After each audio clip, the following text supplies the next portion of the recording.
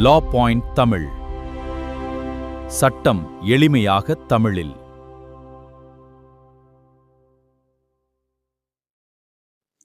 பட்டா என்றால் என்ன?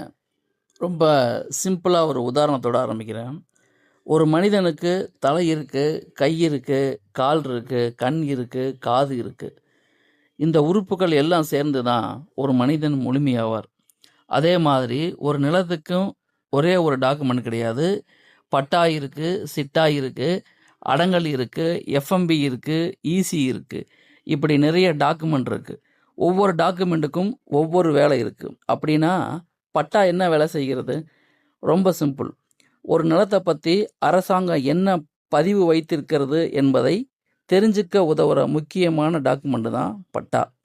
அதாவது இந்த நிலம் எந்த சர்வே நம்பரில் இருக்குது, எவ்வளவு இடம் இருக்குது, எந்த வகை நிலம், யார் பெயரில் பதிவு இருக்குது, இப்படிப்பட்ட முக்கியமான விஷயங்களை தெரிஞ்சுக்க பட்டா உதவுகிறது. ஆனால் ஒரு முக்கியமான விஷயம், பட்டா மட்டும் பார்த்து எந்த முடிவும் எடுக்காதீங்க. ஒரு நிலத்தை பற்றி முழுசாக தெரிஞ்சுக்க அதுக்கு இருக்கிற மற்ற டாக்குமெண்ட்டையும் சேர்த்து பார்க்கணும்.